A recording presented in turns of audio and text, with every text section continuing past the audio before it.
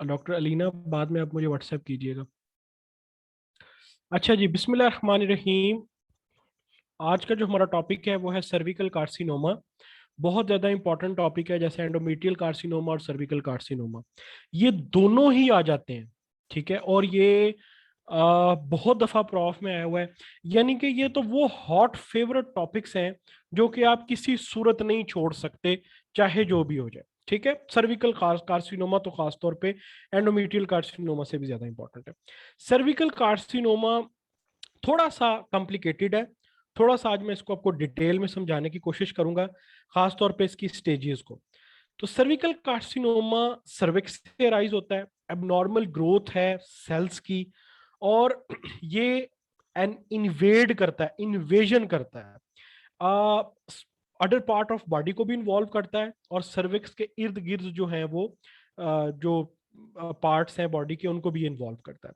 Symptoms शुरू में इसके बिल्कुल देखने को नहीं मिलते, लेकिन बाद में abnormal vaginal bleeding, post menopausal bleeding, और इसकी सबसे कॉमन कॉज और सबसे इंपॉर्टेंट जो कॉज है वो है HPV virus, human papilloma virus, जो कि आपको देखने को मिलती है कोई भी अनप्रोटेक्टेड इंटरकोर्स में। सेक्सुअली ट्रांसमिशन इसकी होती है, और इसके जो सिम्टम्स हैं उसमें vaginal bleeding, pelvic pain, sexual intercourse के दौरान पेन, ये सारे हैं। लेकिन इसकी सबसे जो मोस्ट कॉमन कॉज है, वेरियस स्ट्रेन है, बहुत सारी स्ट्रेन है ह्यूमन पैपिलोमा वायरस की, लेकिन अगर आप बात करें सर्विकल कार्सिनोमा की, तो ये एक इंपॉर्टेंट तरीन कॉज है। आप ये कह सकते हैं कि 90% जो पेशेंट सर्विकल कार्सिनोमा के साथ आते हैं वो ह्यूमन पैपिलोमा वायरस से इन्फेक्ट होते हैं। तो सर्विकल कार्सिनोमा सर्विक्स से राइज होता है, एबनॉर्मल ग्रोथ है सेल्स की, और ये एबिलिटी रखती है इन्वेड करने की up other parts of body को भी। अर्ली किसी भी सिम्टम के साथ अपेयर नहीं होती है, सिम्टम सीन नहीं होते आमतौर पे। बाद में आपको abnormal vaginal bleeding, pelvic pain, sexual intercourse के दौरान पेन, ये सारी चीजें आपको देखने को मिलती हैं। इसकी बहुत ही कॉमन कॉज जो है वो है ह्यूमन पैपिलोमा वायरस। किन कौन से पेशेंट जो हैं वो हाई रिस्क पे होते हैं, ये आपका सर्विक्स का एरिया है, जहां पर आपको जो है ह्यूमन पैपिलोमा वायरस के इन्फेक्शन की वजह से, इन्फेक्टेड होने की वजह से सर्विकल कार्सिनोमा होता है। कौन से ऐसे पेशेंट्स हैं जिनमें ह्यूमन पैपिलोमा वायरस की बहुत ज्यादा चांसेस होते हैं कि उनमें एचपीवी का वायरस इंटर होगा और वो सर्विकल कार्सिनोमा कॉज करेगा? सेक्सुअल, मैनी सेक्सुअल पार्टनर्स के सेक्सुअल पार्टनर्स बहुत ज्यादा हैं, डिफरेंट पार्टनर्स के साथ सेक्स है, बहुत अर्ली एज में सेक्सुअल एक्टिविटी का स्टार्ट हो जाना, या सेक्सुअली ट्रांसमिटेड डिजीजेस जिसमें सिट्स, आप सबको पता है टॉर्च का इन्फेक्शन बड़ा इंपॉर्टेंट है। किसी पेशेंट का वीकेंड इम्यून सिस्टम, उसका इम्यून सिस्टम वीक है, या पेशेंट स्मोकर है, ये वो कंडीशंस हैं जो कि एचपीवी का कॉज बन सकती हैं। इसमें इम्यून सिस्टम का वीक होना, बहुत अर्ली एजेस में, अभी प्यूबर्टी नहीं हुई, वहां पे सेक्सुअल एक्टिविटी का स्टार्ट हो जाना, और प्रोग्रेसिवली जो है उसको बढ़ते जाना, बहुत ज्यादा मल्टीपल सेक्सुअल पार्टनर्स का होना, और पेशेंट जो है वो उसमें सेक्सुअली ट्रांसमिटेड जो डिजीजेज है वो कॉमनली उस पेशेंट जो है उससे इन्फेक्ट होता रहे, गोनोरिया, क्लेमीडिया, सिफिलिस या एचआईवी या एड्स का पेशेंट हो, और स्मोकिंग, ये है रिस्क फैक्टर्स।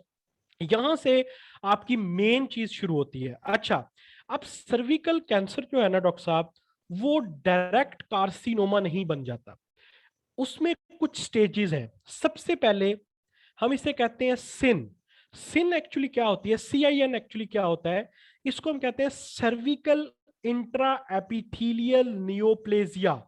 ये क्या है, इसको हमने तीन तीन स्टेजेस में डिवाइड किया हुआ होता है। CIN 1, CIN 1, मैं अभी आपको ये सारी चीजें समझाता हूं। CIN 1, CIN 2 और CIN 3, और फिर उसके बाद इन्वेसिव कार्सिनोमा। इन्वेसिव कार्सिनोमा, ये CIN क्या है? CIN एक्चुअली क्या है? It is cervical intra epithelial neoplasia. ये प्री कैंसेरियस कंडीशन है। इसमें आपकी जो सर्विकल एपिथेलियल होती है उसमें एबनॉर्मल ग्रोथ ऑफ सेल्स होना स्टार्ट हो जाती है। यानी कि सर्वेक्स जो है it is a opening between vagina and uterus, vagina और यूटरस के दरमियान की एक गेटवे है। उसकी जो एपिथेलियल पार्ट है उसमें जब भी abnormal growth of cell start हो जाती है उस कंडीशन को हम कहते हैं सर्विकल इंट्रा एपिथेलियल नियोप्लेजिया। इसके बाद 100% श्योरिटी है कि ये पेशेंट अब CIN1 से CIN2 में कन्वर्ट होगा, CIN2 से CIN3 पे कन्वर्ट होगा और फिर कार्सिनोमा पे कन्वर्ट हो जाएगा। अब CIN1 हम कब कहते हैं? CIN1 हम डॉक्टर साहब तब कहते हैं जब बहुत लो ग्रेड नियोप्लेजिया हो और उसने सिर्फ 1/3 ऑफ थिकनेस ऑफ एपिथेलियम को इन्वॉल्व किया हुआ हो। फॉर एग्जाम्पल मैं आपको आगे मैंने डायग्राम्स तो डाली हुई है लेकिन मैं आपको डायग्राम्स थोड़ी सी अपने हैंड से बना के दिखा। देखिए फॉर एग्जाम्पल एपिथेलियम की ये थिकनेस है, उसको हमने 1/3 और हमने 3 हिस्सों में डिवाइड किया हुआ है, 1/3 और 1/3। ठीक है, अगर तो सिर्फ 1/3 एरिया इन्वॉल्व है, ठीक है, सिर्फ 1/3 एरिया इन्वॉल्व है, 1/3 ऑफ थिकनेस इन्वॉल्व है, तो इसको हम क्या कहते हैं? Low grade neoplasia. और अगर 2/3 यानी कि 2/3 इन्वॉल्व हो गई है एपिथेलियल की लेयर, तो फिर हम इसको कहते हैं CIN2। और CIN3 में जो है वो 2/3 से ज्यादा पूरी की पूरी एपिथेलियम इन्वॉल्व नहीं होती, लेकिन it is a most severe condition जिसमें जिसके बाद पेशेंट ने कार्सिनोमा में कन्वर्ट होना होता है। पेशेंट की जो लीजन है वो कार्सिनोमा में कन्वर्ट हो जाता है। इसमें जो है वो मोर देन 2/3 इन्वॉल्वमेंट हो जाती है। ठीक है, इसको मैं अभी थोड़ा सा आपको एक डायग्राम से एक्सप्लेन करता हूं ताकि आप लोगों को समझ आए CIN1 क्या है। देखो ये है CIN1। CIN1 में माइल्ड डिस्प्लेजिया होता है, थोड़े से सेलुलर चेंज आती है। ये देखो सिर्फ ये 1/3 में चेंज आई है, सिर्फ 1/3 के जो सेल्स है उनमें चेंज आई है, 1/3 के चेंज आई है। ठीक है, 1/3 सेल्स में चेंज आई है। इसको हम कहते हैं माइल्ड डिस्प्लेजिया CIN1। CIN2 में ऑलमोस्ट 2/3 तक की चेंज आ जाती है और इसको हम कहते हैं मॉडरेट डिस्प्लेजिया। मॉडरेट डिस्प्लेजिया इसको हम कहते हैं CIN2, cervical intra epithelial neoplasia 2। और CIN3 में सिवियर डिस्प्लेजिया होता है from the stem membrane, basal membrane से लेकर आपकी अब सुपीरियर एपिथेलियल लेयर तक, अपर एपिथेलियल लेयर तक मोर देन 2/3 जो है वो तमाम की तमाम जो इसकी इन्वॉल्वमेंट होना शुरू हो जाती है। और इसके बाद जो है फिर पेशेंट के जो है वो कार्सिनोमा में कन्वर्ट हो जाता है और ये कैंसेरियस सब्सटेंस फिर फैलता जाता है और ये अदर पार्ट्स ऑफ बॉडी को मैलिग्नेंट भी हो जाता है। तो ये चीज बहुत ज्यादा समझने की जरूरत है। सबसे पहले प्री कैंसेरियस लीजन बनता है, उस प्री कैंसेरियस लीजन का क्या नाम है? CIN, cervical intra epithelial neoplasia. Cervical intra epithelial neoplasia 1 हम कब कहते हैं? जब 1/3 इन्वॉल्वमेंट हो। जब 1/3 से ज्यादा इन्वॉल्वमेंट हो 2/3 तक तो वो CIN2। और अगर 2/3 से ज्यादा इन्वॉल्वमेंट हो जाए तो फिर हम उसे कहते हैं severe dysplasia, that is CIN3। Am I clear? और इसके बाद जो है पेशेंट किस में मूव कर जाता है? कार्सिनोमा में, इन्वेसिव कार्सिनोमा में। इसकी डायग्राम और देखिए, सबसे पहले ये देखो नॉर्मल साइटोलॉजी, उसके बाद आपके पास CIN1, फिर CIN2, फिर CIN3 और फिर उसके बाद आपके जो है इन साइटो कार्सिनोमा और फिर इन्वेसिव कार्सिनोमा। ये बंदा पेशेंट जो है वो फिर इन्वेसिव कार्सिनोमा की तरफ फैल चला जाता है और फिर मैलिग्नेंट कार्सिनोमा। CIN3 में कार्स की जो एंड स्टेजेस होती हैं, जब पूरी एपिथेलियम इन्वॉल्व हो जाती है तो फिर हम उसे इन साइटो कार्सिनोमा भी कहना शुरू कर देते हैं, क्योंकि उसके बाद फिर इन्वेजन स्टार्ट हो जाती है, इन्वेसिव कार्सिनोमा स्टार्ट हो जाता है और वो फिर फैलता है, तमाम लेयर्स को इन्वॉल्व करता है और फिर साथ में जो है वो मैलिग्नेंसी भी शो करता है और अदर पार्ट्स ऑफ जो बॉडी है उनकी तरफ भी मूव करना शुरू कर देता है। ठीक है जी। तो अगर आप ये डायग्राम देखें तो ये देखें, इसको अगर आप देखें तो बड़ा क्लियरली आपको नजर आ रहा है, आपको पिक्चर जो डायग्रामेटिक प्रेजेंटेशन में, कि ये देखो CIN1 जो है वो कितना उसमें बिल्कुल आपको मॉडरेट, बिल्कुल माइल्ड से आपको देखने को मिल रहे हैं जो है ना वो डिस्प्लेजिया, जिसमें माइल्ड सी थोड़ी सी अल्सरेशन है। उसके बाद CIN2 में बहुत ज्यादा अल्सरेशन आपको देखने को मिल रही है, हेमरेज, अल्सरेशन, रफ एरिया।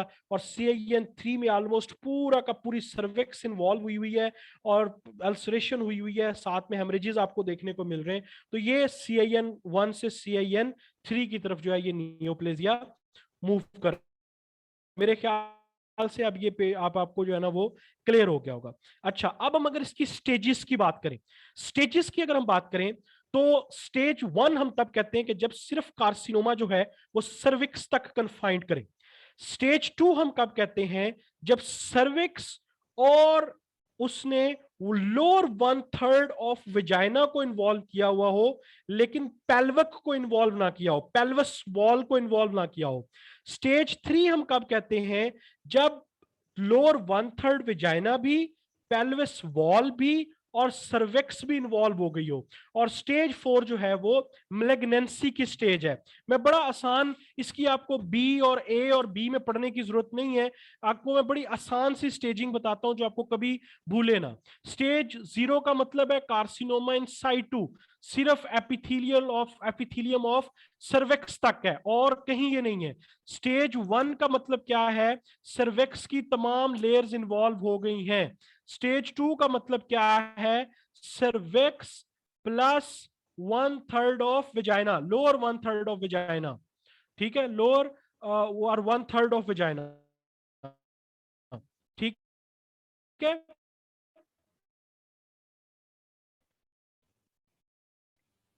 अच्छा, उसका स्टेज 3 जो है इसमें सर्विक्स,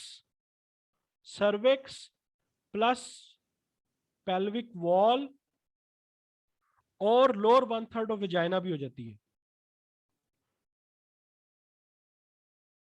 हाँ जी, ये थोड़ी सी मेरी मिस्टेक हुई है, ये मैं अभी इसको करेक्ट करता हूँ, टेंशन ना लें आप, ठीक है। हाँ जी, हाँ जी, बिल्कुल, लोअर 1/3 जो स्टेज 2 है उसमें लोअर 1/3 स्पेयर होती है, ये मेरी मिस्टेक हुई है। अपर जो है वो इन्वॉल्व होता है पोर्शन, लोअर 1/3 स्पेयर होती है स्टेज 2 में, बिल्कुल आप सही कह रहे हैं। स्टेज 4 में जो है वो इन्वेजन है, सॉरी ये मेरी मिस्टेक है, मैं मिस्टेक कर गया हूं, ठीक है। स्टेज 1 में जो है सर्विक्स, स्टेज 2 में सर्विक्स और लोअर 1/3 स्पेयर, स्टेज 3 में cervix plus pelvic wall plus lower 1/3 और स्टेज 4 में इन्वेजन। ठीक है जी, क्लियर। ये स्टेजेस हैं, आपने इस तरह याद रखें, आप इसको आसानी रहती है आपको याद रखने में। स्टेजेस आपने बिल्कुल करनी है, आसान स्टेजेस किया करें। पता क्या, आप लोगों मुश्किल स्टेजेस की तरफ जाएंगे ना भूल जाया करेंगे, आसान स्टेजेस किया करें। आपको स्टेजेस आपको बस लिखनी आती हो तो आपके नंबर आ जाते हैं। डिटेल में उसको 1B 2B 3B में बेशक ना लिखें, आप उसको समरी की फॉर्म में भी लिख दें तो क्लियर है। ठीक है जी।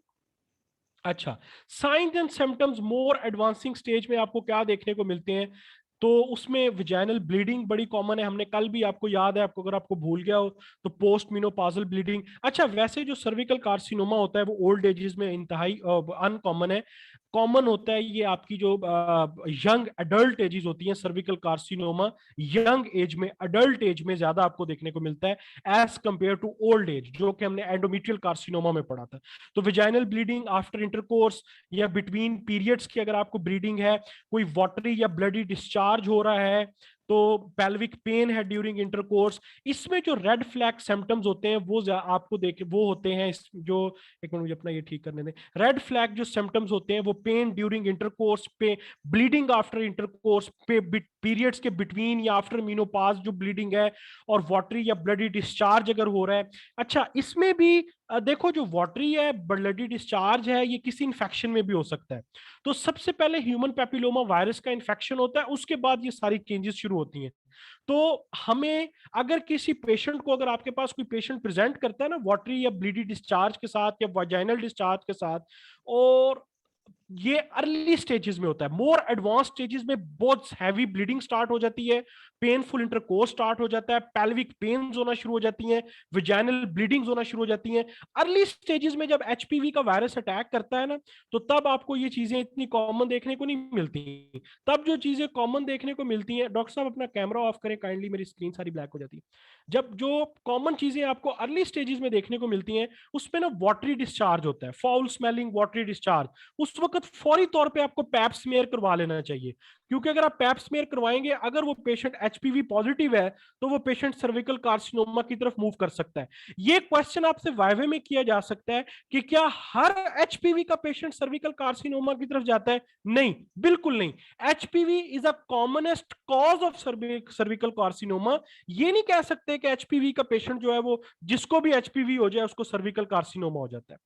डायग्नोसिस, ये 10 वार्निंग साइंस हैं। अभी हमने क्या क्या, अनयूजुअल विजाइनल डिस्चार्ज हो रहा है, एबनॉर्मल विजाइनल ब्लीडिंग हो रही है, को हैवियर या लॉन्गर मेंस्ट्रुअल साइकिल है, पेल्विक पेन है, पेनफुल इंटरकोर्स है, ये सारे के सारे इसके जो है वो सर्विकल कैंसर्स के साइंस हैं। डायग्नोसिस, सबसे important diagnosis pap smear, human papilloma virus को डिटेक्ट करना कि इस पेशेंट को ये एचपीवी पॉजिटिव है या नहीं।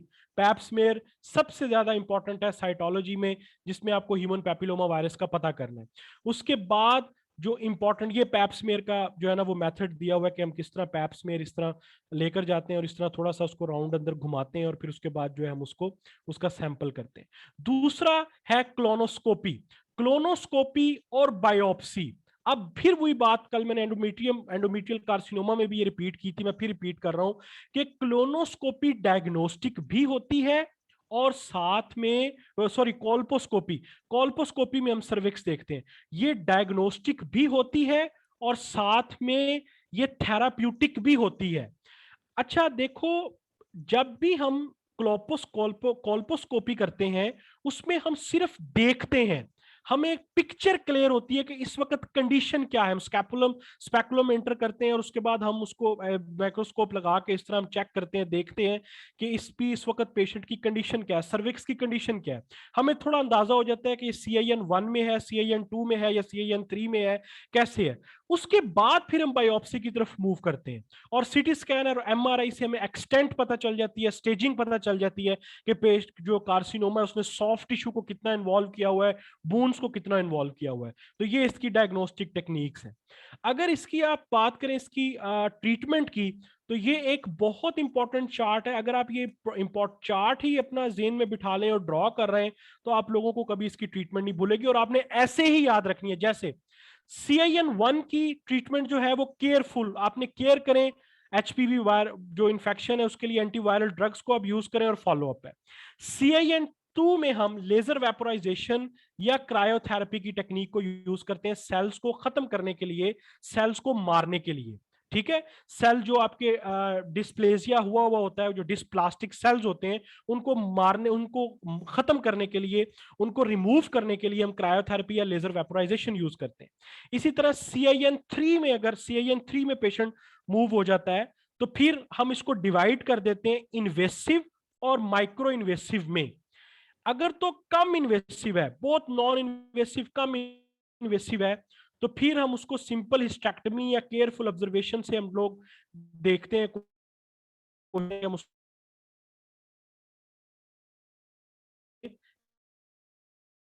कि ये प्रोग्रेसिव नहीं है, ये प्रोग्रेसिव है। असल में ये टेक्निक्स क्या है, फॉर एग्जाम्पल एक पास आया है और वो CIN पे फॉल कर रहा है, उसे ठीक करने की कोशिश करेंगे। अब एक पेशेंट आपके पास कार्सिनोमा डेवलप होने के बाद आ गया है, फॉर एग्जांपल माइक्रो इन्वेसिव पे आया है, तो उसकी आपको हिस्टेरेक्टमी करनी पड़ेगी। अगर हिस्टेरेक्टमी नहीं करे तो आप ये कंसीडर नहीं करें कि ये प्रोग्रेस नहीं करेगा, आप उसको फॉलो अप कर लें। हाँ, अगर उसका कार्सिनोमा इतना अग्रेसिवली मूव नहीं कर रहा, बहुत थोड़ी सी जगह इन्वॉल्व की हुई है, तो जरूरी नहीं कि आप उसको फौरी तौर पे टेबल पे लिटा के हिस्टेरेक्टमी कर दें। आप उसकी सिम्टोमेटिक ट्रीटमेंट स्टार्ट कर देते हैं, उसका फॉलो अप करते हैं, चेक करते रहते हैं कि ये बहुत ज्यादा एग्रेसिव ट्यूमर तो नहीं बन रहा।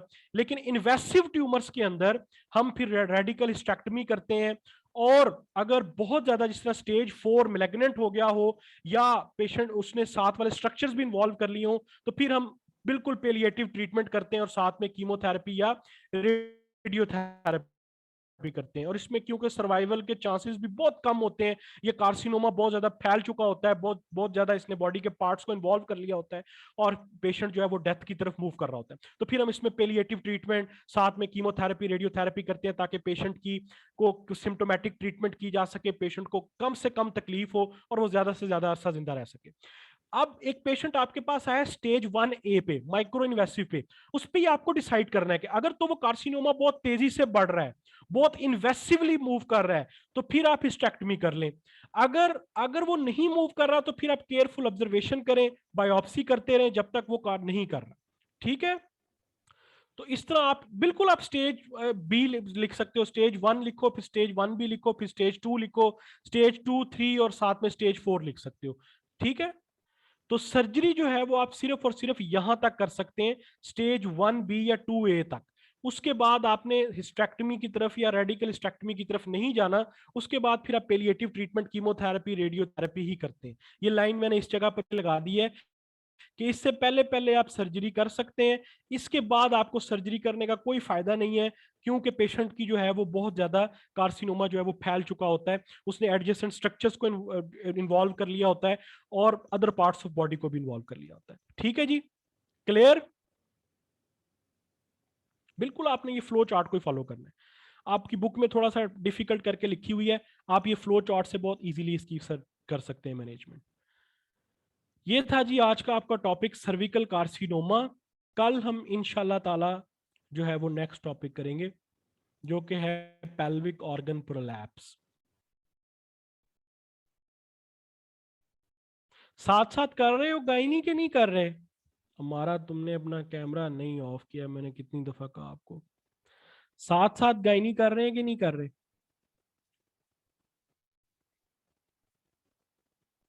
साथ साथ करते रहो। आप सर्विकल कार्सिनोमा के बिनाइन ट्यूमर्स का सिर्फ नाम याद रखें, करना अपने इन्वेसिव ये सर्विकल कार्सिनोमा ही डिटेल से है। चलें जी।